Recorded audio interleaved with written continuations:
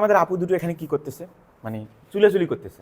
এটাই আবার ভর্তি পরীক্ষা এবং জবের পরীক্ষায় প্রায় সময় আসে যে চুলাচুলি কোন সমাসের উদাহরণ, সমানাধিকরণ, বেধিকরণ, বেধিয়া নাকি প্রত্যয়ান্ত।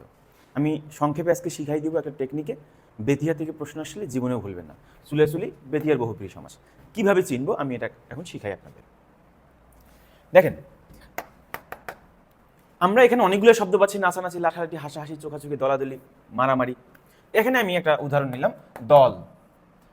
দল দেখেন, যদি বেধিয়া মানে বহুব্রী কখন হবে, একই শব্দের পূর্ব পদে যদি আ ধ্বনি এবং পর পদে রস্বই ধ্বনি আসে তখন সেটাকে বেতিয়ার বহুব্রী বলে। শব্দটা ছিল দল দল, সেখান থেকে দলাদলি। শব্দটা ছিল নাচ এবং নাচ। তাহলে কোনো একটা শব্দের মধ্যে যদি দেখেন কি পূর্ব পদে আ ধ্বনি আসছে এবং পর পদে রস্বই ধ্বনি আসছে তখন সেটা বেতিয়ার বহুব্রী হয়ে যায়। এভাবে ভর্তি পরীক্ষায় প্রায় সময় এই থিম থেকে প্রশ্ন হয়।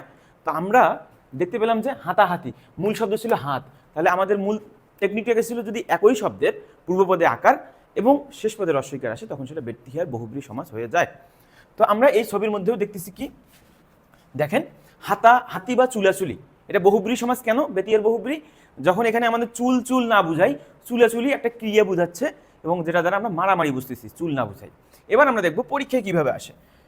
তাহলে যারা ক্লাসটা দেখে আশা করি বুঝে ফেলছেন, তো তারা উত্তরটা করবেন যে নিচের কোনটি বেতিয়ার বহুব্রী সমাসের উদাহরণ। তারপরে আরেকটা প্রশ্ন দিলাম যে হাতাহাতি কোন সমাসের উদাহরণ। ভর্তি পরীক্ষায় এভাবে প্রশ্ন আসে